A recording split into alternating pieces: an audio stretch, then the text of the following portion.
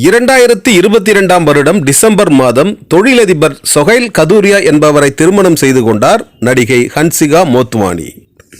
முதல் மனைவியை விவாகரத்து செய்துவிட்டு நடிகை ஹன்சிகாவை இரண்டாவதாக திருமணம் செய்து கொண்டார் சொஹைல். மும்பையில் புதிய வீடு ஒன்றை வாங்கி அதில் குடியேறினார்கள் ஹன்சிகாவும் சொஹைல் கதூரியாவும். இந்த நிலையில் சொஹைல் கதூரியாவின் தங்கை மும்பை போலீசில் புகார் ஒன்றை கொடுத்துள்ளார். அந்த புகாரில் நடிகை ஹன்சிகா மோத்வானியும் அவரது தாயும் சேர்ந்து தன்னை கொடுமைப்படுத்தியதாக புகாரில் கூறியிருக்கிறார். நீதிமன்றத்திலும் இருவர் மீதும் வழக்கு தொடுத்திருக்கிறார் ஹன்சிகாவின் நாத்தனார். இது ஹன்சிகாவுக்கும் அவரது கணவருக்கும் இடையே மிகப்பெரிய மோதலை ஏற்படுத்தி இருக்கிறது.